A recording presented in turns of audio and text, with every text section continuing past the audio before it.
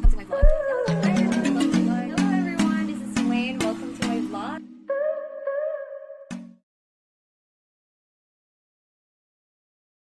Hello, welcome to Princessa English 101. English language, they said, is the most accessible and relatively easy one to learn. Okay? A language that is easy to learn, they said. Technically, it isn't. With 750 words and spellings that can even knock off a very skilled learner, I think it's very hard for a person to learn English so well. But then, I realized that it isn't just like that. Okay? Like, if you only have the right strategy, right people to practice with, right app to be your platform, then it wouldn't be that hard for you. Now I'm going to tell you things that would be so effective for you to practice or do to practice your English speaking skills or your English communication skills. First, you have to ask a lot of questions. I think there's a saying that curiosity may have killed the cat, but it also propelled the language learner to fluency. So you have to ask English, talk in English, ask a lot of people about different kind of things, how to speak English very well. You have to not sit on your doubts. You have to put it to practice. You have to be curious and resolve them. Okay? If you're enrolled in a course, you have to ask your teacher. It's what they're there for after all. You've paid tuitions and stuff like that, then they should or they can help you with those kind of things. But if you're learning alone, don't worry. Find answers in vlogs or blogs or language forums, websites, ask other learners. You'll be happy you ask. Second, talk with real life humans. Okay, not like Google or Alexa or Siri. Please don't. That's kind of like crazy though. But anyway, what is a language for if not to communicate with people as well? Sure, we humans have become experts at communicating without opening our mouths. Like thanks for WhatsApp, thanks for Messenger, thanks for Friendster. I don't know if this still Friendster right now, but yeah.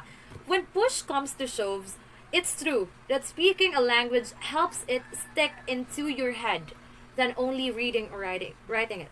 Just remember, how many people have you heard that can understand English but cannot speak it? Okay? Like, they can understand English, but they cannot speak English. So, maybe you're just a watcher, you're just a listener. What about speaking?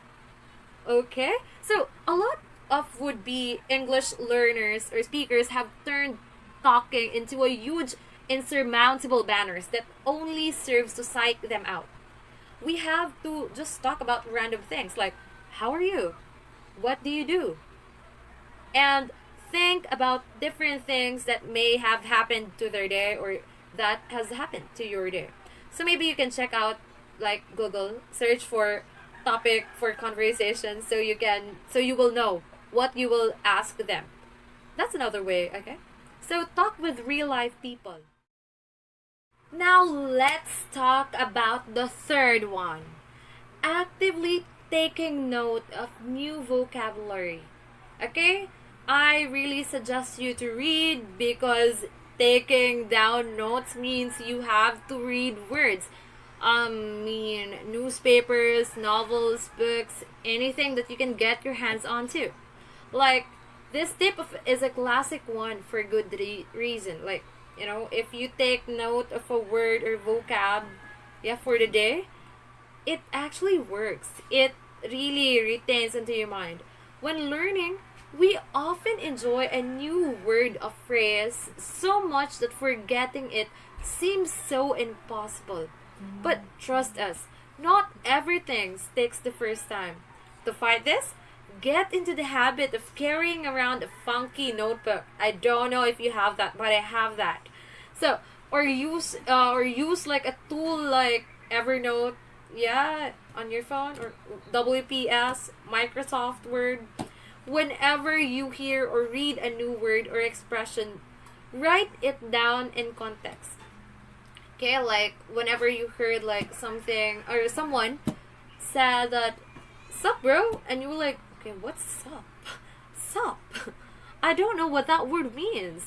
So you're gonna write it down and you're gonna search it, and eventually you've actually found out that, oh, okay, this means this, and I have to write it down.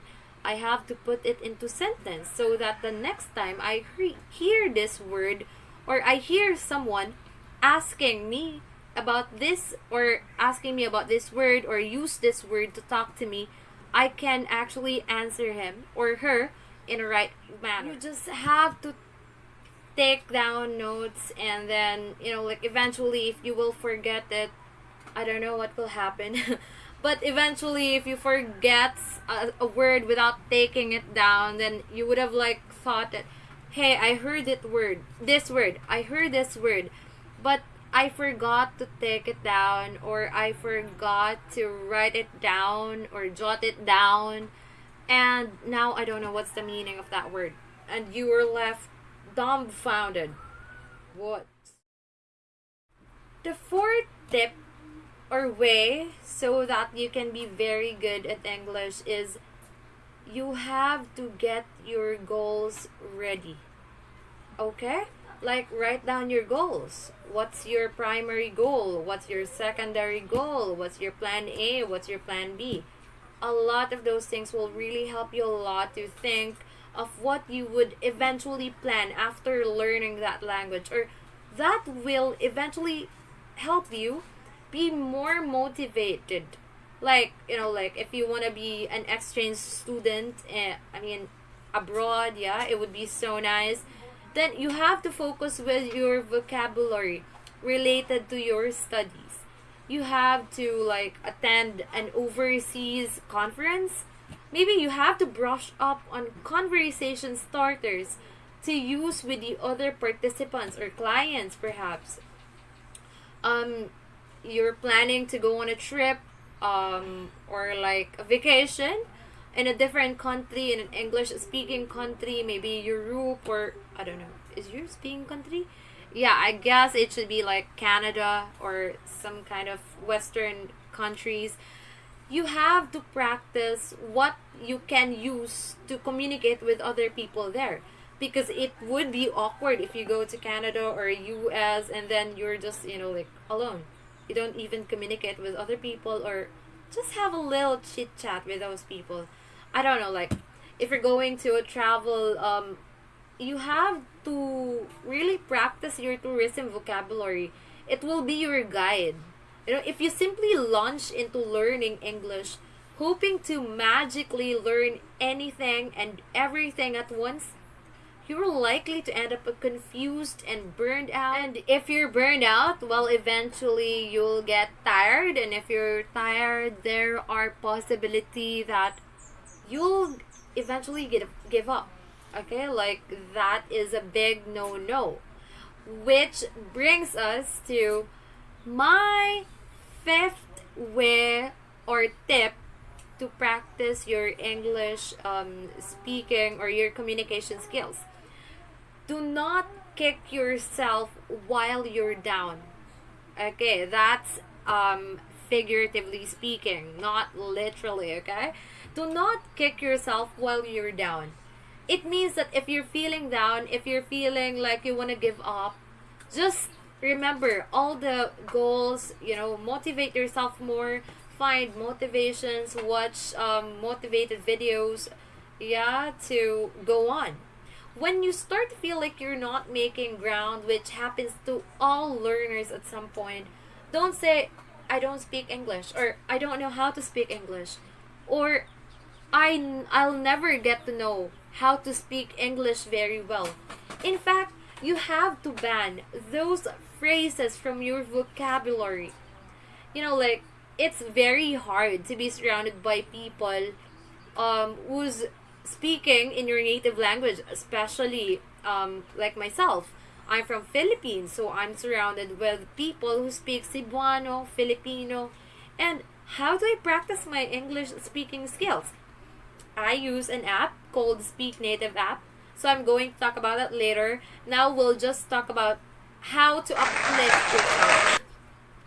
First, like, you have to give up or, like, ban those vocabulary, like I said.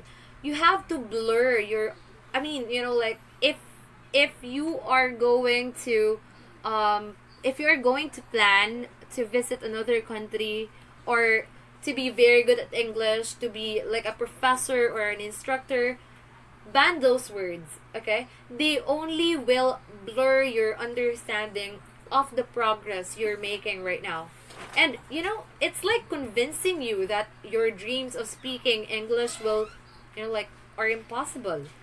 Instead, say, I'm learning English and making improvements every day.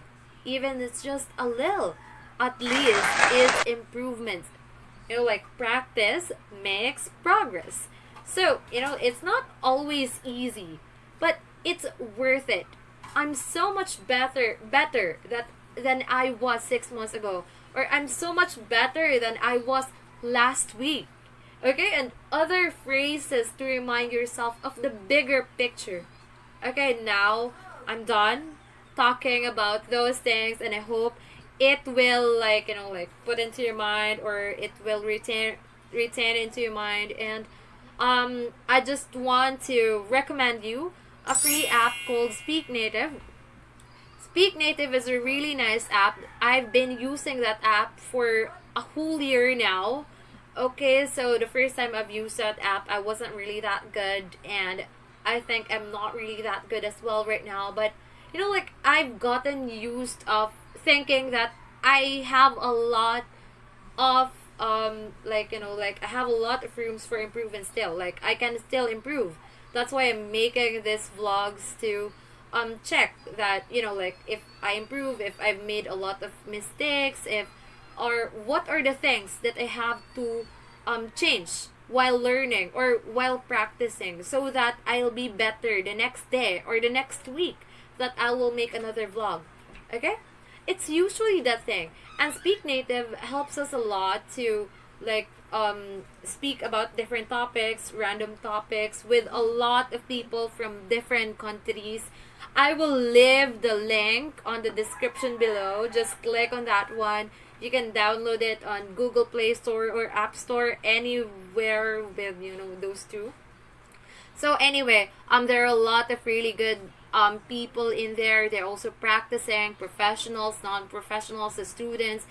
Actually, all the people there practice English. So I have to tell you that please do not get afraid of getting or making mistakes. It's part of learning. Okay? Actually, I am practicing my Japanese language skills, communication skills right now. So my English speaking or communication skills is quite deteriorating. Like, it's not really good anymore, like, than before. So right now I'm practicing, I'm checking out my mistakes. I am thinking about all the possible ways that I can be better again, be better speaker again. So I hope you will subscribe, like, and share this channel. I'm going to bid my goodbye, and I hope to see you on my next vlog.